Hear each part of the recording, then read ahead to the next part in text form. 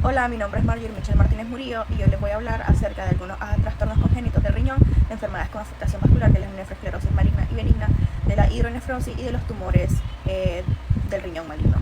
Ahora, hablando acerca de los trastornos congénitos, tenemos como el primero la agenesia renal, que esta es la ausencia de uno o ambos riñones debido a que el brote ureteral o el blastema metanéfrico no se desarrollan adecuadamente durante la embriogénesis. Aquí vamos a tener dos tipos. Tenemos la agenesia renal unilateral, que básicamente que falta un riñón.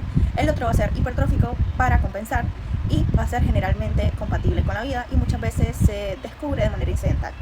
Y tenemos la agenesia renal bilateral, que es la ausencia de ambos riñones. Este generalmente es incompatible con la vida y produce oligodramios, síndrome de Porter y muerte perinatal.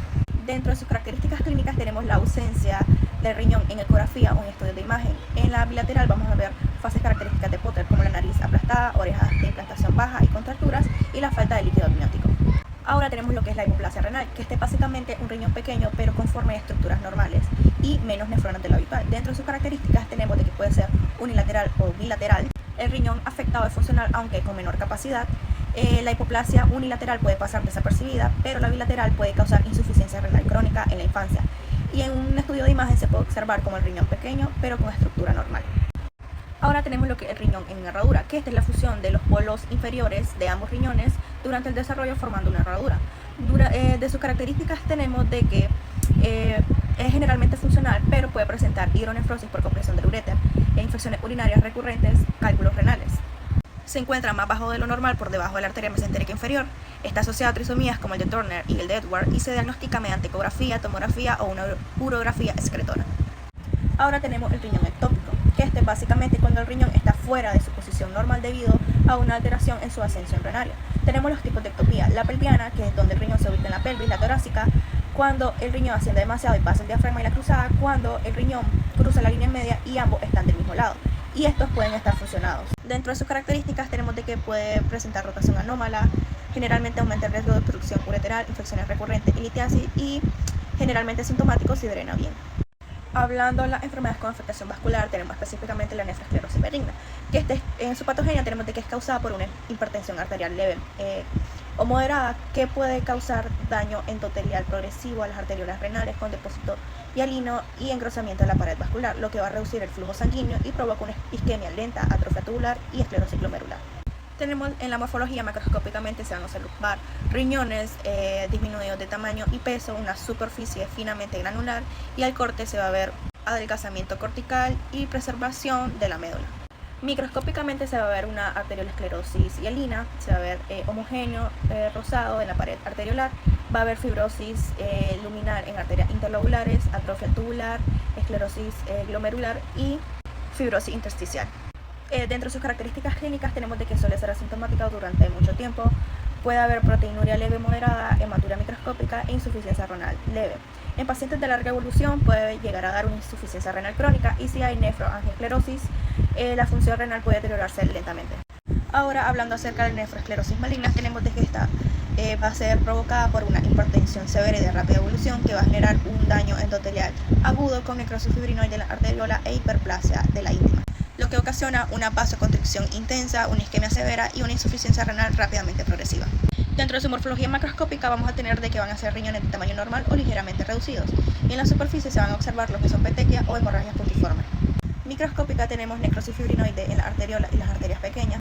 Se va a observar una hiperplasia de la íntima con proliferación de células musculares lisas y depósitos de colágeno, dando un aspecto de capas de cebolla. También se va a observar una isquemia glomerular, necrosis glomerular focal y una microangiopatía trombótica. Dentro de sus características clínicas tenemos de que de inicio abrupto va a haber una hipertensión arterial aumentada, donde la diastólica va a estar mayor de 130, va a haber visión borrosa, cefalea, náusea, vómitos, confusión, va a haber papiledema, proteinuria moderada y hematuria microscópica, puede dar una microangiopatía hemolítica, una insuficiencia renal rápidamente progresiva si no se trata a tiempo, y una urgencia médica del control intensivo de la presión arterial.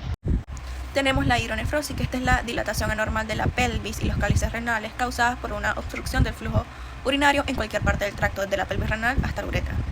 Con el tiempo, esta obstrucción provoca atrofia progresiva del parénquima renal por el líquido retenido. Dentro de la morfología macroscópica tenemos dilatación de la pelvis y los cálices renales, que pueden volverse grandes y adelgazados. El parénquima renal se atrofia gradualmente, en caso grave hasta casi desaparecer. En obstrucciones parciales o unilaterales, el riñón afectado puede estar aumentado de tamaño por retención urinaria. Microscópicamente se va a ver atrofia tubular y aplanamiento epitelial, fibrosis intersticial e inflamación crónica. En casos graves, pérdida de glómerulos funcionales y reemplazado por tejido cicatricial. Dentro de las características clínicas vamos a tener que van a depender del grado, de la rapidez y del tipo de obstrucción. Tenemos la obstrucción unilateral parcial, que esta puede ser asintomática, dado que el otro riñón va a compensar. Tenemos la obstrucción bilateral o completa, que causa oliguria o anuria y puede llevar a insuficiencia renal. Dolor lumbar o cólico si la obstrucción es aguda. Infecciones urinarias recurrentes por estasis urinaria. En casos crónicos puede dar hipertensión, pérdida progresiva de la función renal y atrofia del riñón afectado. Ahora tenemos cuál es el papel de la urolitiasis en la hidronefrosis. Tenemos de que la urolitiasis básicamente es la formación de cálculos o piedras en el tracto urinario, y esta es una de las causas más frecuentes de obstrucción urinaria. Un cálculo puede obstruir la pelvis renal, el uréter o la vejiga, impidiendo el paso de orina. La orina acumulada va a aumentar la presión intraluminal, lo que va a causar la dilatación de las cavidades renales, que básicamente es la hidronefrosis. Si la obstrucción persiste, se produce isquemia y daño irreversible del parénquima renal. Hablando ya acerca de los tipos de cálculos, tenemos el cálculo de oxalato o fósforo de calcio, que estos van a estar provocados por la hipercalciuria idiopática, por el hiperparatiroidismo, por la dieta rica en calcio u oxalato. Estos se van a formar en orina ácida o neutra. Estos son los más frecuentes, del 70 al 80%, y son radiopacos. Luego tenemos los cálculos de estrubita, que estos van a ser causados por infecciones urinarias recurrentes por bacterias ureasa positiva. La ureasa alcaliniza la orina, lo que va a precipitar la estrubita. Forman cálculos coraliformes grandes y son más comunes en mujeres. Ahora tenemos los cálculos de ácido úrico, que estos van a encontrarse en orina ácida, en gota, provocado por hiperuricemia o síndrome mieloproliferativo. Estos van a ser radiolúcidos y son más frecuentes en hombres. Ahora tenemos los cálculos de cistina, que estos están provocados por el trastorno genético de cistinuria, que es el defecto en la reabsorción tubular de los aminoácidos dibásicos. Son poco frecuentes, ocurren en orina ácida y son radiopacos. Ahora, hablando acerca del carcinoma de células claras del riñón, vamos a tener los factores de riesgo, que el tabaquismo es el más frecuente, la obesidad en el caso de las mujeres, la hipertensión arterial crónica, la exposición ocupacional a solventes industriales, como el tricloroetileno y el cadmio, y síndromes genéticos como el síndrome de von Hippel-Lindau y otros síndromes familiares raros. Dentro de su morfología macroscópica vamos a tener que un tumor solitario grande en el polo superior del riñón, va a ser de color amarillo dorado por el alto contenido de lípidos, va a haber área de necrosis y hemorragia, y puede invadir la vena renal y la vena cava inferior. Microscópicamente van a ser células grandes con citoplasma rico en lípido y glucógeno separadas por una red de capilares finos, y también puede haber células granulares eosinofílicas en zonas más agresivas. Dentro de sus características clínicas vamos a tener la triada, que aparece en el 10% del paciente, que es la dolor en el flanco, masa abdominal palpable y la hematuria. También puede causar fiebre, pérdida de peso, fatiga, síndromes paraneoplásicos, alta tendencia a invadir vasos y metastatizar a pulmones y huesos. Puede ser asintomático y se descubre incidentalmente. Ahora, hablando del carcinoma urotelial de la pelvis renal, tenemos los factores de riesgo, que es el tabaquismo, la exposición a aminas aromáticas, el abuso excesivo de los analgésicos prolongados. Tenemos la hidronefrosis crónica o la inflamación persistente del epitelio urotelial, la nefropatía por aristoloquia y a mayor incidencia en hombres mayores de 50 años. Dentro de la morfología macroscópica tenemos de que se va a formar una lesión papilar o plana en la pelvis renal, pudiéndose extender a la vejiga y al uréter. Es multifocal y puede causar obstrucción del flujo urinario.